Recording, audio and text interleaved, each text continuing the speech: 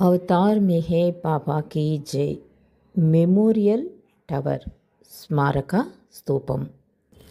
అది 1944 సంవత్సరం బాబా డిసెంబర్ 23న అహ్మద్నగర్లో ఉన్న ప్రేమికులందరినీ మెహరాబాద్కి పిలిపించారు. నారిమన్ ఆర్నవాజ్ వివాహానికి వచ్చిన అతిథుల్ని కూడా మెహరాబాద్కి పిలిచారు బాబా. మాసాజీ సమాధికి దగ్గరలో 2 అడుగుల గోతిని తవ్వించారు. చాంజీ వాడిన బెడ్డింగ్ చుట్టను అందులో వేసి పాతిపెట్టారు. దానిపై గులాబీ పూలను జల్లారు.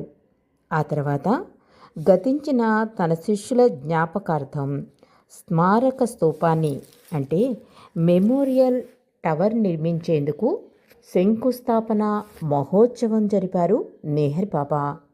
ఆ సందర్భంగా బాబా ఒక సందేశాన్ని ఆది సీనియర్ ద్వారా చదివించారు. ఎంతో ప్రాముఖ్యత కలిగిన ఒక గంభీరమైన సందర్భాన్ని మీరు ఈరోజు వీక్షిస్తున్నారు. ప్రపంచం ఒక పక్క ఎంతో ఉద్రిక్తతతో క్షణకాలమే ఉండి అదృశ్యమయ్యే భౌతిక విషయాల్లో మునిగి తేలుతూ ఉండగా, వేరొక పక్క సద్గురు కృపా విశేషంతో నిజమైన జీవన దృక్పథాన్ని సాధించేవారు ఎప్పుడూ ఉంటారు. అవిభాజ్యము, అవినాశము, కాలాతీతము, విశ్వవ్యాప్తము అయిన దివ్య జీవనంలో విరాజిల్లే సత్యం కొరకు అదృష్టవంతులైన ఈ కొద్దిమంది తమ జీవితానంతటినీ నిరంతరం వినూత్న రీతిలో పునరంకితం చేసేందుకు ఎప్పుడూ సుముఖులై ఉంటారు.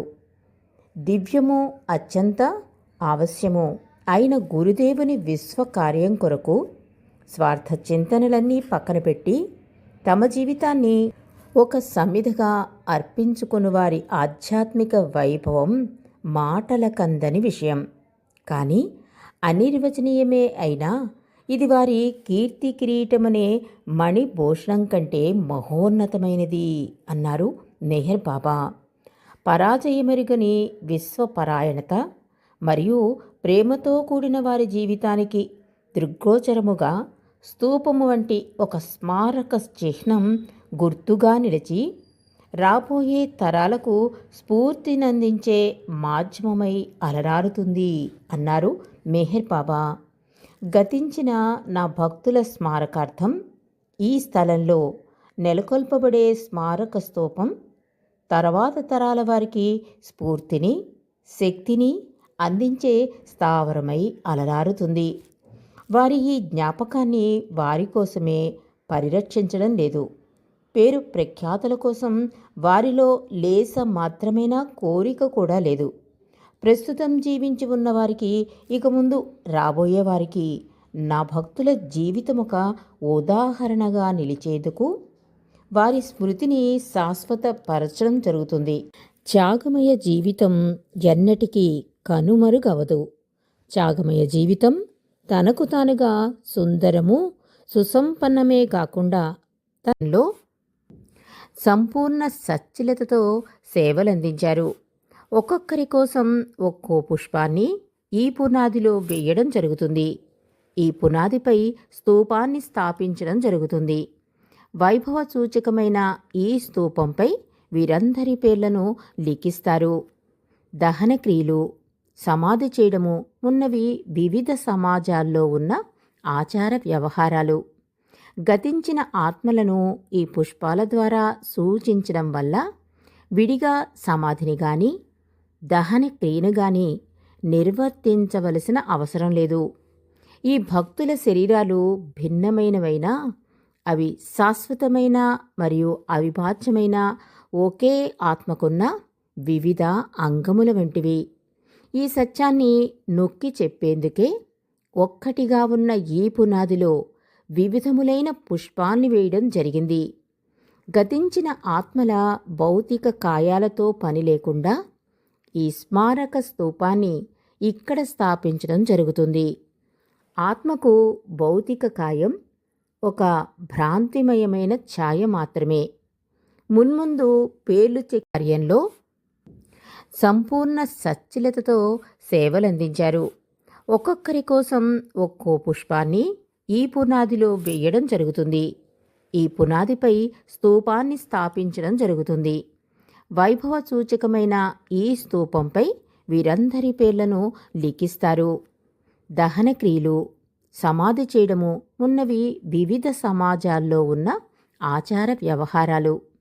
గతించిన ఆత్మలను ఈ పుష్పాల ద్వారా సూచించడం వల్ల విడిగా సమాధిని గాని దహన క్రియను గాని నిర్వర్తించవలసిన అవసరం లేదు. ఈ భక్తుల శరీరాలు భిన్నమైనవైనా అవి శాశ్వతమైన మరియు అవిభాజ్యమైన ఒకే ఆత్మకున్న వివిధ అంగముల వంటివి. ఈ సత్యాన్ని నొక్కి చెప్పేందుకే ఒక్కటిగా ఉన్న ఈ పునాదిలో వివిధములైన పుష్పాల్ని వేయడం జరిగింది. గతించిన ఆత్మల భౌతిక కాయాలతో పని లేకుండా ఈ స్మారక స్తూపాన్ని ఇక్కడ స్థాపించడం జరుగుతుంది. ఆత్మకు భౌతిక కాయం ఒక భ్రాంతిమయమైన ఛాయ మాత్రమే. మున్ముందు గతించిన ఆత్మల భౌతిక కాయాలతో పని లేకుండా ఈ స్మారక స్తూపాన్ని ఇక్కడ స్థాపించడం జరుగుతుంది. ఆత్మకు భౌతిక కాయం ఒక భ్రాంతిమయమైన ఛాయ మాత్రమే. మున్ముందు పేర్లు చెక్కించబడే నా భక్తులకు వారి మరణానంతరం తమ భౌతిక కాయానికి ఎటువంటి అంత్యక్రియలు జరగాలన్నది నిర్ణయించడంలో వారికి స్వేచ్ఛ ఉంది. వారి వారి మతాల్లో నిర్దేశించిన ఉత్తర క్రియలకు అనుగుణంగా గాని లేక వారు బ్రతికుండగా వ్యక్తపరిచిన కోరికను అనుసరించి గాని వారి శరీరాల్ని సమాధి చేయడమో దహనం చేయడమో లేక శాంతి గోపురం పైన వదిలిపెట్టడమో జరుగుతుంది. అంతేకాకుండా ఈ స్మారక స్తూపం పైన వారి పేర్లను మాత్రం చెక్కించి వారికి ప్రాతినిధ్యం కల్పించడమవుతుంది అన్నారు మెహర్ బాబా. వివిధ మతాలకు చెందిన వ్యక్తుల స్మారకార్థం ఈ స్తూపం స్థాపితమవుతుంది. వాస్తవానికి ప్రపంచంలోని గొప్ప మతాల మధ్యనున్న ప్రాథమిక సమైక్యతకు ప్రతీకగా ఈ స్తూపం నిలుస్తుంది. ప్రపంచంలోని గొప్ప మతాలన్నీ తమదైన శైలిలో ప్రకటించిన అదే సత్యాన్ని నేనిప్పుడు వినూత రీతిలో మీకు అందిస్తున్నాను. ప్రపంచంలోని ప్రముఖ మతాల మత చిహ్నాలను ఈ స్తూపంపై ఉంచి సర్వమత సమైక్యతను స్పష్టంగా నొక్కి చెప్పడం అవుతుంది. ఈ విధంగా ఈ స్తూపం మత సమైక్యతను మౌనంగా చాటి చెబుతుంది. ఈ స్మారక స్తూపం ద్వారా ప్రాతినిధ్యం పొందిన ఆత్మలకు శాశ్వత జీవనంలోని నిశ్చల శాంతి, సచేతన దివ్యత్వంలో ఉండే ఎన్నటికీ మాయని వైభవం మకుటాయమానమై భాసిల్లుతాయి అని బాబా సందేశమిచ్చారు. వారంతా శాశ్వతంగా నావారే, వారందరికీ నా ఆశీస్సులు అన్నారు ప్రీతమ అవతార్ మెహర్ బాబా. అప్పుడు బాబా ఇచ్చ ప్రకారం గతించిన వారందరి పేర్లను ఆది సీనియరు చదివాడు. ఈ పేర్ల జాబితాను కొద్ది రోజుల ముందు బాబాయే తయారు చేశారు. ఒక్కో పేరు ఉచ్చరించినప్పుడు ఒక్కో గులాబీని బాబా ఈ పునాదిలో వేశారు. తన అనంత దివ్య మహాసాగరంలో వాళ్ళందరూ విలీనమైనట్టు బాబా తన కార్యక్రమం ద్వారా ఆ రోజు సూచించినట్టయింది. పునాదిలో ఒక్కొక్కరికి ఒక్కొక్క పుష్పాన్ని జారవిడిస్తూ తన ప్రతి ఒక్క ప్రేమికుడు ఏదో ఒకరోజు ఆ మహాసాగరంలో విలీనమవుతాడు అని బాబా సూచించారు. ఈ కార్యక్రమం జరుగుతుండగా బాబా ముఖం నుండి దివ్యానందం నలుదిశలా వెలుగులా విరజిమ్మింది. తన ప్రేమలో ఇంకా లోతుకి మునిగేందుకు ప్రతి ప్రేమికుని మరణం ఒక మాధ్యమమని బాబా వదనంలోని ఆనందం నిరూపిస్తుంది. నిర్మాణానంతరం ఈ స్మారక స్తూపం మతాలన్నీ ఒక్కటే అని, తేడాలన్నీ భ్రాంతిమయమని ప్రపంచానికి తెలిపే నిరంతర జ్ఞాపికగా అలరారుతుంది. అలా ప్రీతమ అవతార్ మెహర్ బాబా స్మారక స్తూపాన్ని నిర్మించేందుకు శంకుస్థాపన మహోత్సవాన్ని జరిపారు. తన ప్రేమికులకు అద్భుత సందేశాన్ని అందించారు. అవతార్ మెహర్ బాబాకి